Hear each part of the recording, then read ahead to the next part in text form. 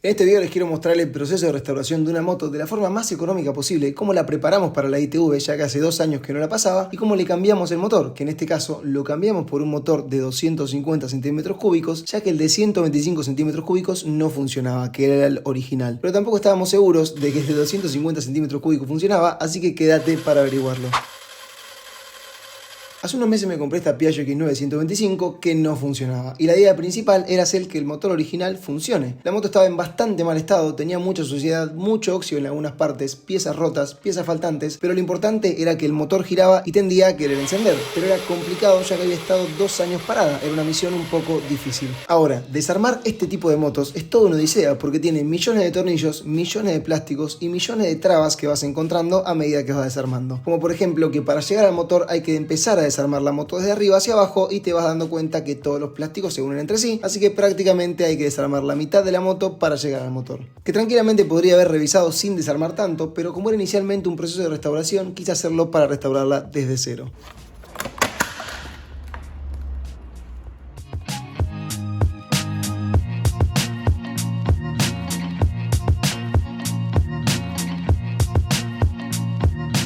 En teoría, las motos son bastante fáciles y más la 125. Con que tenga chispa, aire y gasolina, tiene que encender. Así que una vez desarmada, empecé con las pruebas básicas. Comprobé que tenga chispa para saber si su bobina estaba bien, que esto se comprueba relativamente fácil. Desconectamos el capuchón de la bujía y haciendo contacto con cualquier zona metálica de la moto y dándole arranque, si ves que tiene chispa, quiere decir que el bobinado y el encendido están bien. Otra cosa que hay que comprobar también es la llegada de gasolina, que esta, como tiene bomba de gasolina, desconectando los 2 tubos que salen de la bomba de gasolina y van al carburador, al darle encendido con el botón, estos deberían de tirar gasolina, y efectivamente tiraban gasolina, así que eso estaba descartado. El aire es lo de menos, pero también puede que no encienda por eso, así que con quitarle el filtro de aire ya nos aseguramos de que le entra aire sí o sí. Y comprobando estas 3 cosas ya podemos intentar encender la moto.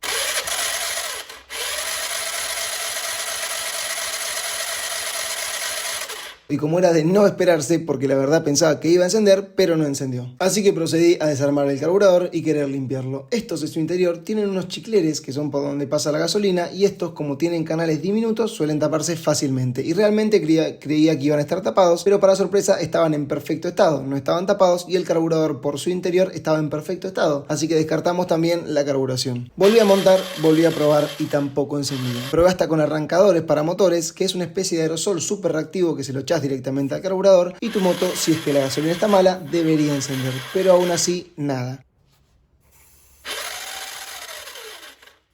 Así que empecé a sospechar de las bobinas y la centralita, y como no quería comprar las piezas y que al final no sea, acá es donde entra en juego la otra Piaggio X9, pero no de la manera que van a ver más adelante. Esta es una Piaggio X9 con motor de 250 centímetros cúbicos, ambas son las mismas motos en todo sentido, pero lo único que cambia de fábrica es el tamaño del pistón, es decir, la capacidad del cilindro. La mía es 125 centímetros cúbicos y la de mi amigo es de 250 centímetros cúbicos, pero después es la misma moto en tanto a bobinas y centralitas, así que lo que hice fue pasar tanto la bobina como la centralita a mi moto a ver si encendía, y efectivamente no encendió, estaba todo igual. Hasta probé con su carburador a ver si el problema estaba en mi carburador, pero tampoco había encendido, así que volví a armar su moto con todo lo que le pertenecía y se la devolví.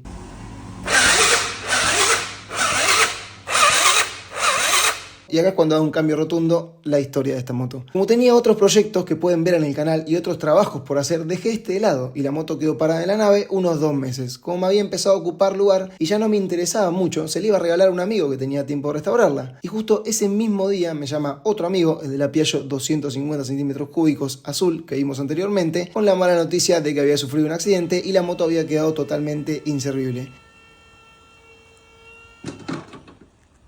Y lo primero que pensé, pasando por alto que mi amigo se había roto la rodilla, es en si el motor funcionaba. Después claramente le pregunté a él cómo se sentía. Así que le dije que la mandara directo a la nave para intentar hacer ese cambio de motor. Y acá es cuando entra en escena nuestra donante. Me puse a investigar si alguien había hecho algo parecido, si se podía, si eran totalmente iguales, y la verdad es que no encontré nada. Pero como por fuera los motores se veían iguales, los componentes eran los mismos y tenían las mismas dimensiones, me puse manos a la obra. Tampoco podíamos probar si el motor de 250 centímetros cúbicos funcionaba porque literalmente la moto había quedado inservible, pero como funcionaba perfectamente antes del choque no tenía muchas dudas. Mi única duda era si iba a entrar en el chasis de la 125 y si iba a poder pasar la ITV, que era lo que más me preocupaba, ya que a esta se la había vencido hace 2 años y tenía que hacerla sí o sí si me la iba a querer quedar para poder usarla. Y acá es cuando empieza la verdadera restauración, así que con la moto ya en la nave, comencé a desarmar la Piaggio 250 para poder llegar al motor. Y mientras vemos cómo desarmo la Piaggio 250, a los que están viendo el video quiero decirles que cuando termine de restaurar me van a quedar prácticamente otra moto en plásticos y componentes, así que si hay algún usuario de Piaggio X9 de la zona de Málaga o alrededores que necesite algo, me avisa que voy a estar regalando todo lo que me sobre a alguien que lo necesite, ya que es imposible conseguir repuestos de estas motos. Venderlo es innecesario y conservarlo también, así que me contactan por TikTok o Instagram, que se los voy a dejar acá, y les envío lo que necesiten sin ningún problema. Así que volviendo al verdadero problema, lo primero que hice fue intentar subir la moto al elevador que tengo para los coches, ya que necesitaba que el motor quede colgando, al igual que la rueda trasera, para poder quitar los amortiguadores y que no se cerrara. Y sorprendentemente se pudo, la puse sobre un solo brazo y quedaba bastante balanceada. Una vez que hayamos sacado todos los plásticos, hay que sacar el motor. Esto no es muy difícil, solo estaba sujetado por los amortiguadores traseros, que salen fácil, y por un perno que la cruza a lo ancho. Pero antes de sacar el motor hay que asegurarse de desconectarlo por completo. Sacando las líneas de freno, las líneas del acelerador, estos tubos de agua de costado que van a la caja de agua, el tubo que va al termostato, las líneas de gasolina, conectores y muchas otras cosas más para que el motor quede completamente libre y sea solo cuestión de aflojar el perno central que lo agarra al chasis y que el motor ya saliera por completo. Así que era cuestión de hacer todo eso, hacer un poco de juego, un poco de fuerza, un poco bastante de fuerza porque estaba muy agarrado, y quitarlo por fin del chasis. Adiós, amigo, ¿qué hiciste? Una vez con el motor fuera, lo que hice fue limpiarlo porque estaba lleno de grasa y suciedad, así que lo puse sobre una cubierta de coche, sellamos todos los huecos y agujeros con cinta de carrocero para que no entre agua a lugares que no queríamos, como por ejemplo el cilindro y las entradas de gasolina, le di con un poco de desengrasante, dejé actuar y lo limpié con agua a presión.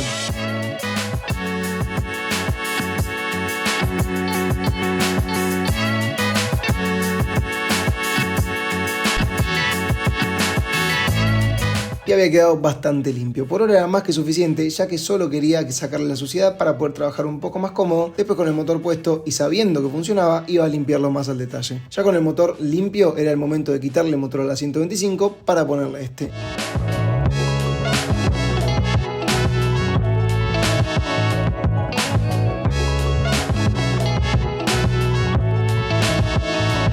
Y como había hecho exactamente lo mismo con el anterior, ya fue un poco más rápido. Y una vez con el motor 125 fuera, empezamos a montar el de 250 centímetros cúbicos. Mientras tanto, había puesto a cargar la batería de la moto para que después, al momento de intentar encenderla, no nos dé problemas.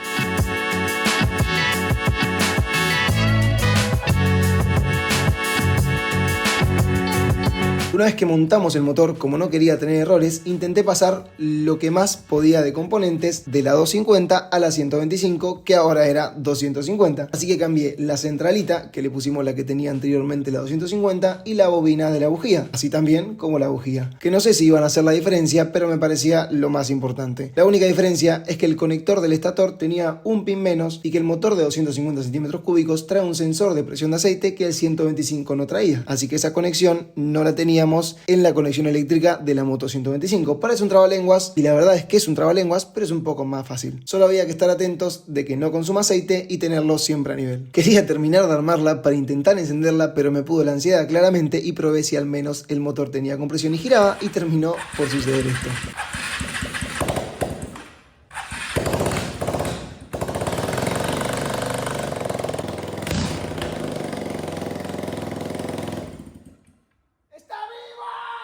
Por fin encendió y no dio problemas, así que ya el próximo paso era terminar de armarla y prepararla para la respectiva ITV, aunque quedaba mucho trabajo por hacer, pero al menos sabíamos que la moto encendía y los motores eran compatibles de momento. Así que una vez que dio señales de vida, empecé a armarla por completo para al menos salir a dar una vuelta y no morir en el intento.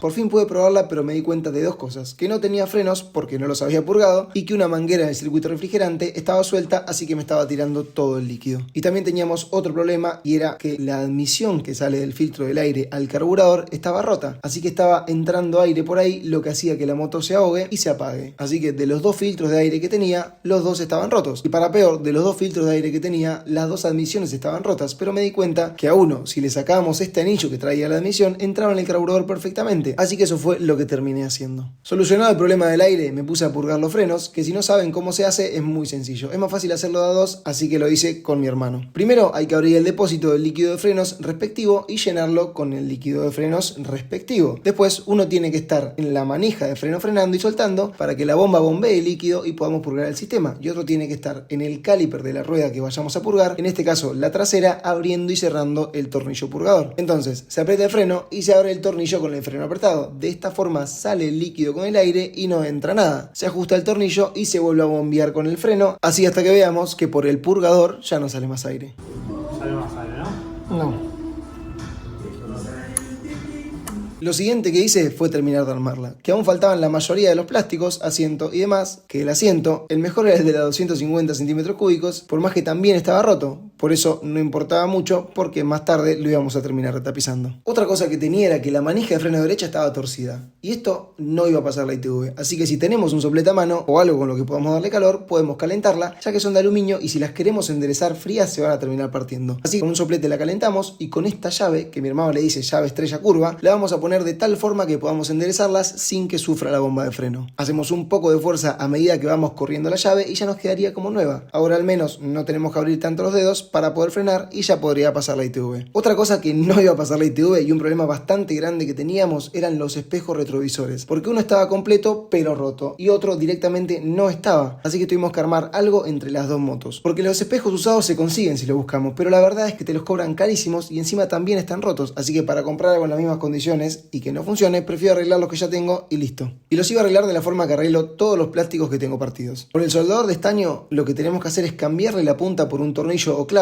o lo que sea que nos haga de base para hacer presión, y con un alambre fino lo vamos a cortar de esta forma. Una vez con el soldador caliente lo vamos a ir penetrando el alambre en el plástico, de esta forma la pieza nos queda firme y uniforme. Después ponemos un poco de masilla para dejarlo sin imperfecciones, lijamos y pintamos del color que queramos. En este caso el negro era el que mejor combinaba. Y con eso al menos teníamos dos espejos, porque podríamos haber comprado dos espejos de estos normales, pero lo difícil es que en esta moto los intermitentes vienen en los espejos retrovisores, así que no tenía opción, si no realmente eso no iba a pasar la ITV. Ahora, con los espejos listos, el izquierdo no tenía problemas, estaba entero, pero el derecho no tenía ni portalámparas, ni circuito eléctrico, ni el plástico que cubre el foco, así que me las tuve que ingeniar un poco e inventar todo eso y acomodarlo de la mejor manera posible. Para la parte de adentro, de aluminio, usé el mismo retrovisor roto, pero como era de distinto lado, lo tuve que modificar. Y para la mica, usé la mica del faro central de la otra moto que estaba roto, lo corté, lo amoldé, lo pegué con silicona y quedó mejor de lo que esperaba.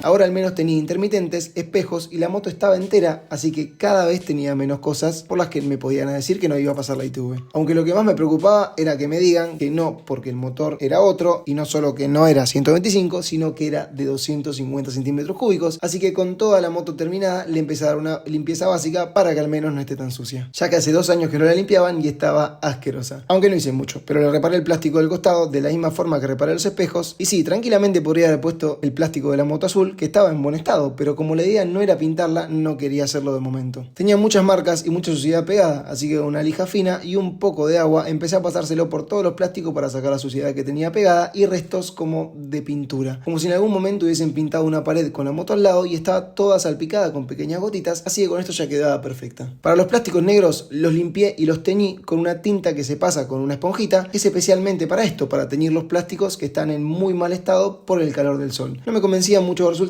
pero había quedado bastante bien. Y con los plásticos de abajo quería probar de reacondicionarlos con el soplete, que es simplemente pasándole el soplete con una distancia no muy cerca y algo rápido para no quemarlos, y la verdad que habían quedado mucho mejor de lo que pensaba. Tendría que haber hecho toda la moto así, pero ya era tarde porque la tinta estaba seca e iba a tener que hacer todo de vuelta, así que lo dejé como estaba.